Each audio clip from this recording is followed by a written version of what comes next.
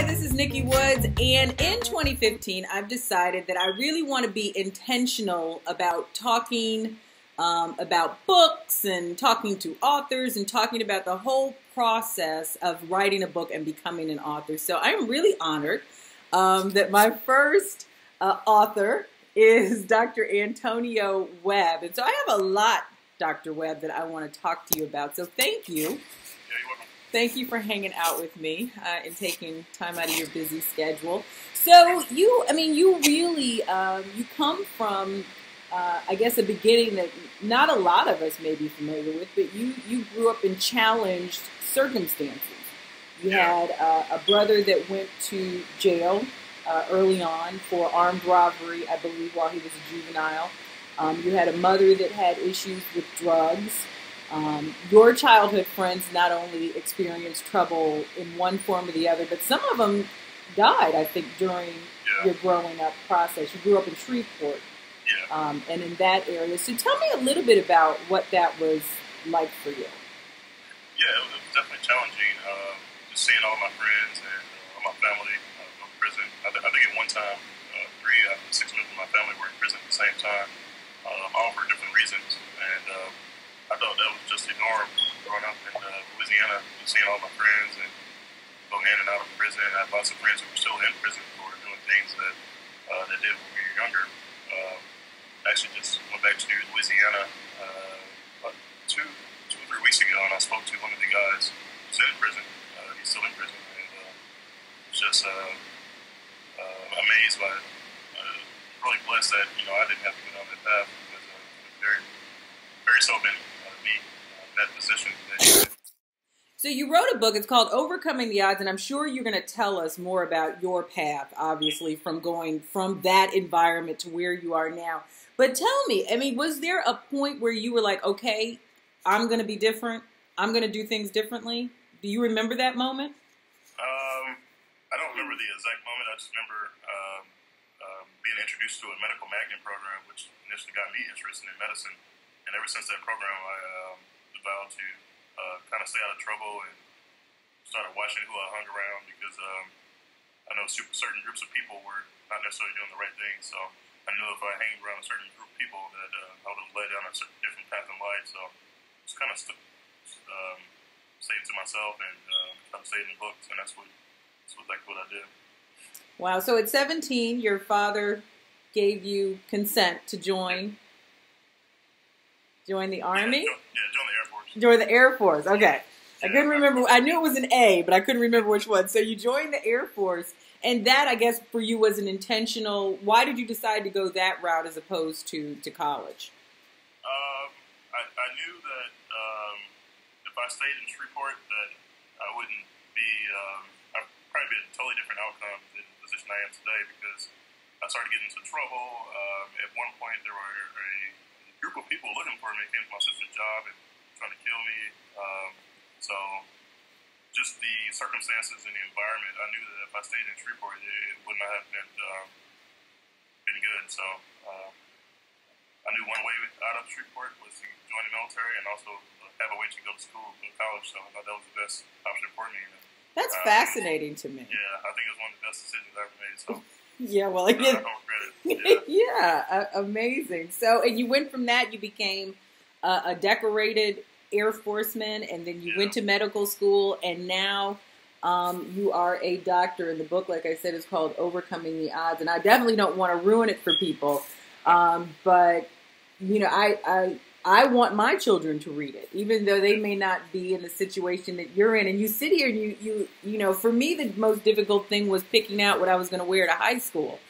Those were the kinds of decisions I had to make. You never, I didn't think about going to college. It was just understood. And I was always set up for success. So I don't even know what the process is for like a 13-year-old, a 14-year-old. You sit here and you say, there's a group that came to my sister's job and was going to kill me. And I'm like, really? Yeah. I think everything happens in life for a reason. The fact that I went through that just makes me who I am today. So I'm very grateful, and that's why I'm passionate for giving back to, especially the younger kids in the inner city, because I didn't have a role model outside of my father, but people I looked up to. I think drug dealers and people who had all the flashy cars, because that's what Louisiana's all about. We call it shining. That's what kind of sidetracked me a little bit. But once you look past all of that, I try to stress to the kids that school is very important. So everybody lives in the now time, and they want money now. So that's where a lot of people get into trouble. So that's why I try to tell my story and hopefully inspire someone. So you lived your life giving back. I mean, through the military service and now as a doctor. What made you decide that you wanted to write this book? I think I've been wanting to write a book for some time now, but what kind of sparked along the process when I was interviewing for orthopedic surgery, my jobs, I was at Harvard, and one of the interviews, he basically, on my letter on his desk, he said, big letters that said, wow. And throughout my whole interview process at Stanford and Cleveland Clinic, and everybody was really impressed with my story. And so I had an idea of, like, I should go ahead and finish this and put it into writing. So I thought if I can impress those people at Harvard and at Stanford and Baylor, Northwestern, that I can really inspire people from the inner city. So the rest of us, we're easy work. We're easy work. So tell me about your process. Did you consider yourself a writer, or you just considered the story bigger than that whole process? Definitely not a writer. Definitely a challenge. I think one of my first classes when I was in the military, going to school at nighttime, my first paper I tried to write, I had a very hard time. I actually started crying because it was so challenging for me to just put words into paper. So to go from that to writing a book, I think I'm just very...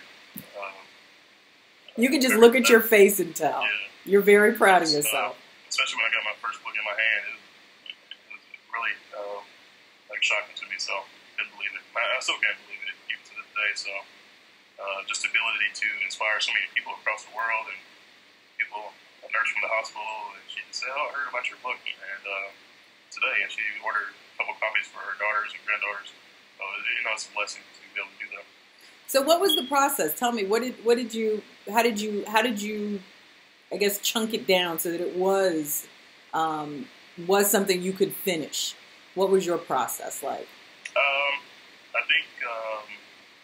I think once I had a vision to write it, I basically broke it down into sections. So I wanted to talk about my childhood, my time in the military, and then my time into medicine. So after that, I just filled in the blanks. I spoke with a lot of my family members growing up, and a lot of the things that they told me, I was like, wow, I didn't remember that. And talking to a lot of friends, doing a lot of research online. So, and then just filling in blanks for those three sections. I think anything in life, you have to always, for me, I started on a bigger global scale and try to narrow it down, and then try to complete the task. So, you tried to keep the task. Yeah. You're a military man. But that's what I did. It was a long process, going through the editing process, and editors and graphic designers. All that was new to me. So, especially medicine, that's a whole different world, marketing and closing the book. So, all this is new, but it's fun though. So, from start to finish, how long do you think it took you? I mean, when you got serious about it, I know you thought about it for a while before, but when you got serious about it, how long did it take? I would say about a year. Yeah, that's good. I've been writing for a couple years. I had to start a little blog at medical school for my family to follow me, just keep them updated because they don't understand all the stuff that goes on in medical school. So I started that blog, and I took some parts from that and started writing. So I think that's awesome. And you actually wrote a blog that's posted, and I want everybody to check it out. But there were two things that I wanted to talk to you more about, and then I wanted to use you as, I guess, a medical case study when it comes to PR. But two of the things that you said that I thought were really, really interesting. One was about the need to develop relationships. Talk a little bit more about that and what you learned about developing relationships in direct proportion to this book. Yeah, I think what I really picked up on that when I was at Georgetown. I learned so much at Georgetown. It was a different environment coming from Louisiana. But one of my professors and one of the deans there, he was always stressing developing relationships with everyone. The housekeeping, the the book staff, people who work in the store, because you never know when you might need these people. You might get locked out of your office and the housekeeping can open the door for you. That can change your day. So relationships are very important. So even to this day, I treat everyone. I don't care if you housekeeping. I don't care if you the painter. I treat everyone the same. I speak to everyone because when I was going through the years into medicine, I didn't see that. So especially from the Caucasian physicians. So as a physician myself, I try to treat everyone the same. So and it's important to long term. Want to build long term relationships, not just something that she helped me out in the past. But I like collaborating with people who help me, and I help you. So that's the best way to go. No, I love it, and I tell people. I mean, it's it's not. I mean, it's kind of similar to the squeaky wheel gets the noise, and squeaky in a good way. I mean, you just naturally remember people that take time to say hi and take time to drop you a note and say, I'm still over here, that kind of thing. I mean, you just remember those people. Yeah. And, and through this first book process, if you write a second book, I mean, you'll still have those relationships you built based on the first book. So it takes a lot longer, but in the end, it makes the process easier the longer you stay in it. And through this book, you're able to develop relationships that will help in other ways. And I know that the other thing that I definitely want you to talk about is the marketing part of it, because you were very clear. You're like, marketing doesn't stop once the book is written, and I love that. Yeah, because I was actually thinking about going the traditional route, but publishing my book, but I wanted to tell my story exactly how I wanted to tell it. I wanted my cover to be exactly how I wanted it to be. And I thought that once you get a traditional book deal that they do the marketing for you, which is not true.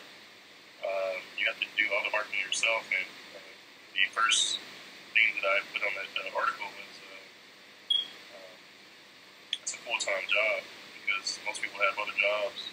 Like it's very hard for me to I do a lot of radio interviews. Most of them are online. I try to do as much public speaking in Chicago. Just found out today, April. So that's really tough on my schedule. I have to rearrange a lot of things. So that's what I've learned since.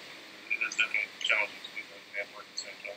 Yeah, but I think that your story, like you said, I mean, there's so much appeal to it. But the one thing that I liked about you and the way your team approached this is you all really looked for not only what kind of opportunities you could capitalize on based on your book, but also you used your medical experience. So your book dropped.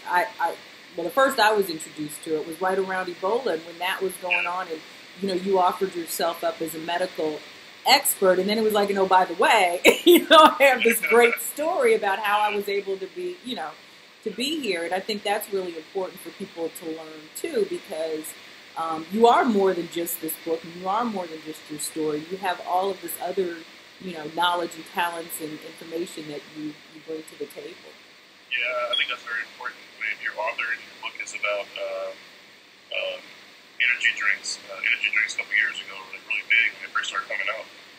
Or if it's about violence, there's a lot of things in the news now that if your book is about that, you can tie it into a lot of the media outlets contacted me to speak about that, and also my book, which is a great thing. So I was very, very close to talking to CNN. We're about to go on air, but that didn't happen. But if you can tie it into something in the news, then that's a great marketing strategy. Absolutely.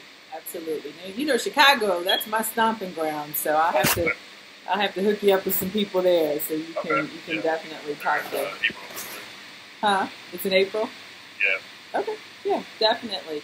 So the book is Overcoming the Odds. Dr. Antonio Webb has been generous enough to offer up a copy that we're going to be giving away in the Grow Global group, so I thank you for that. But definitely support him. Like I said, I mean, I've read the book. And it's an amazing story to me. So I definitely know a lot of young boys who, would love to see somebody that looks like them being able to, have overcome the odds. So I appreciate you taking your time, not only to write this book, but just to hang out and to share the story and how you were able to do that. Yeah, you're welcome. And congratulations on your book also. I started reading it. Did you? Yeah, it's kind of hard to do that and read medical books at the same time. So eventually I'll get through it, but that's awesome. Congratulations. Thank you. I will give you a pass. You go save lives. My book will always be there. But thank you. I try to read some non-medical books just to get away from. Give your brain a break. Much the medical can be overwhelming at times. So I try to read. I have a couple of books that I'm perusing through, but it's really good so far. Well, thank and, you. like it. Okay. I appreciate that. I'll talk to you soon.